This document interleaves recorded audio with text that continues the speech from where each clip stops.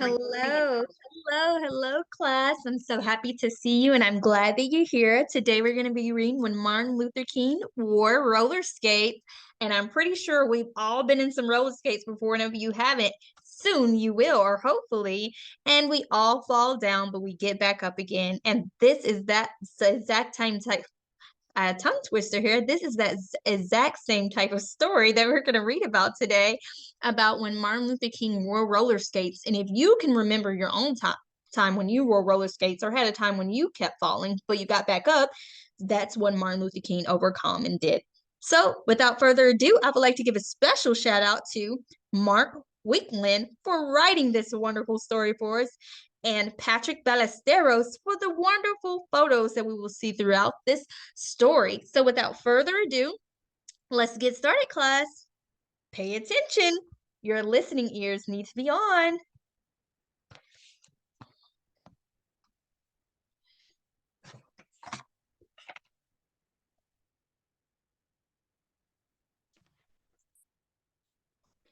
When Martin Luther King Jr. was just 8 years old, a woman in a department store lunged at him and slapped him. Can you believe that? You stepped on my foot, she yelled.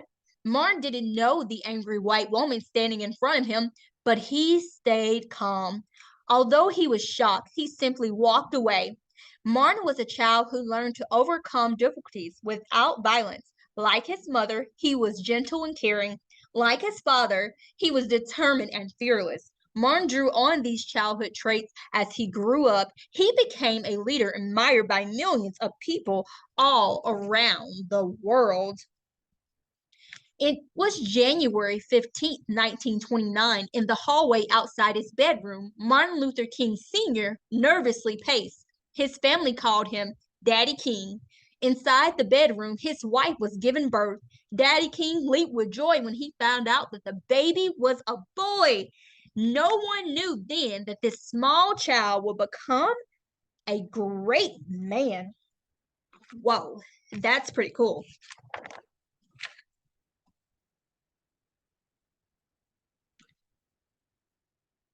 The Kings named their son Michael after Daddy King, but a few years later, Daddy King changed both his name and his son's name to Martin. Martin's parents gave him a wonderful life. He lived in a comfortable home. He had a younger brother and older sister to play with, and he had a loving adults all around him, including his grandparents who lived in the same house. Daddy King was a minister. His sermons and interest in civil rights helped shape Martin's belief early on. Martin's mother taught him to believe in himself. You are as good as anyone, she said. And as yourselves, you have to remind yourselves that you're as good as anyone. Never doubt yourself. You're capable of many things, young ones.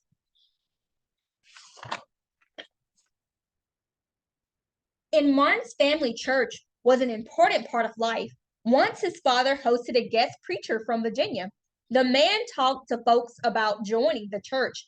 Martin's sister was the first one to sign up. When he saw her joining, little Martin decided to join too. You're only 5 years old, said the preacher. I'm not going to let my sister get ahead of me, Martin said. I'm joining next. This is the determination that you guys all should have about your schoolwork and about anything that you want to do, because you can put your mind to it and do it. Martin had that type of determination. Martin's family lived in a 12-room house on Auburn Avenue in Atlanta, Georgia. The house was the center of Martin's universe.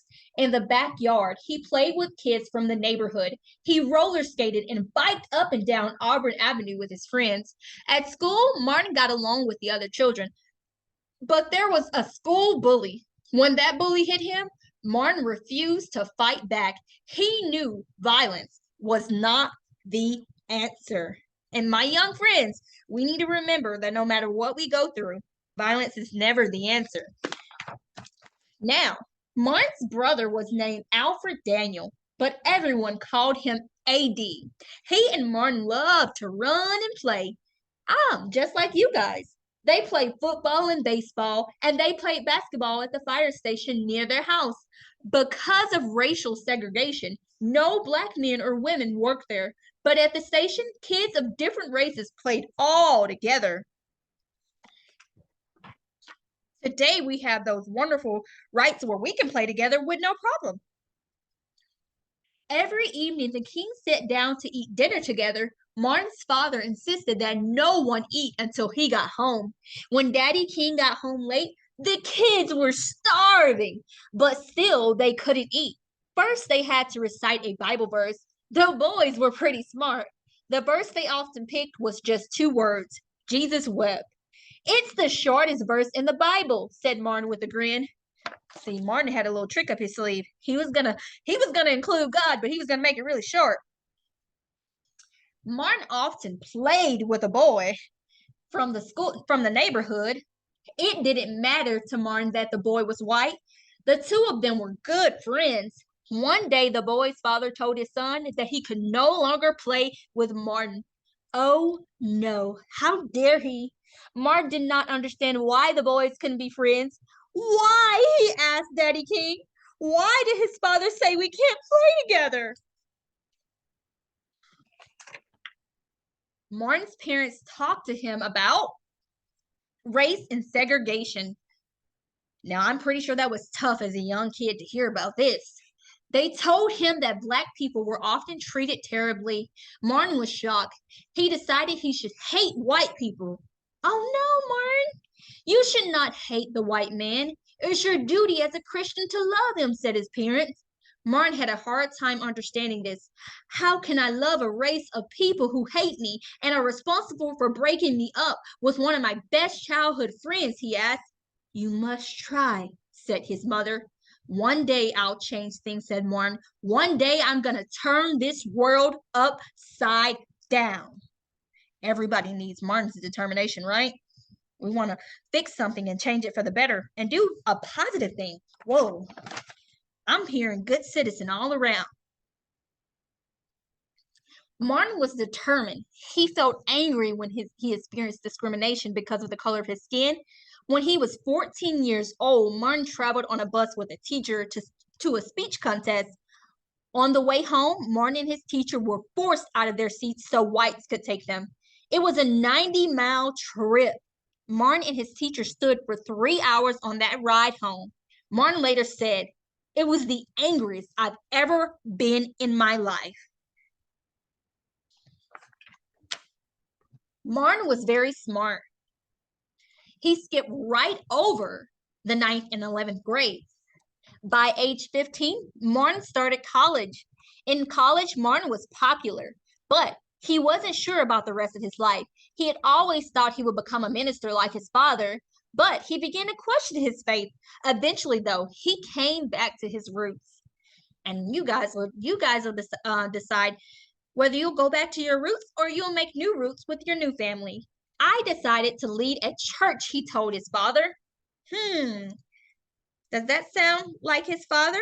If you remember, his father was a minister.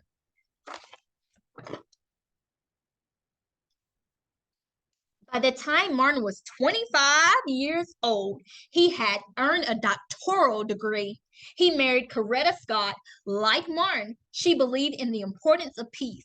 The couple settled in Montgomery, Alabama, and had 4 children. Martin's parents were proud when he became pastor of Dexter Avenue Baptist Church. His father, Daddy King, was especially happy. Don't you love it when you make your parents happy? We still have to live our own dreams, but he was able to live his own dreams and make his father happy too. That is amazing. As Martin grew older, he became more active in helping African Americans gain rights. He was chosen to be the spokesperson for Montgomery bus boycott in 1955. Later, he led nonviolent actions, including sit-ins, demonstrations, and marches for civil rights. He said that he would not respond to violence with violence. Martin gave some of the most memorable speeches in American history. In 1963, he gave his famous "I Have a Dream" speech before 200,000 people in Washington, D.C. In his speech, Martin said, "I have a dream that my 4 little children will one day live in a nation where they will not be judged by the color of their skin, but by the content of their character." Don't you guys want to be judged by the content of your character and not by the color of your skin? If you're judged only by the color of your skin, then we never really make it, right? Think about that. So let's keep reading. Now, we're at the end, and you kind of want to take a look at these wonderful, wonderful words here. We have some glossary words that we kind of want to overlook, and we have a fun fact. So, we learned that throughout his life, Martin Luther King fought peacefully for civil rights. He was also focused on helping the poor and on world peace. In 1964, Martin received the Nobel Peace Prize for his efforts. In 1964 and 1965, he played an instrumental part in securing civil rights and voting rights for all African Americans. So, special shout out to Martin Luther King that we can vote today and we have many rights because of him. In 1968, Martin Luther King Jr. was shot and killed in Memphis, Tennessee at the age of 39. That's very sad. Throughout his life, Martin Luther King held tight to the traits he developed as a young boy: gentleness, caring, fearlessness, and determination. By staying true to himself, he became a great American leader. Martin Luther King is truly, truly who we would like to be, and he shows the good citizenship that we want to see today, class, right? All right, so without further ado, thank you guys for listening to Martin Luther King Jr., who wore roller skates. And I really just hope that you like this book. Let's discuss the vocabulary in just a little bit. And thank you guys for listening to Miss Hampton today.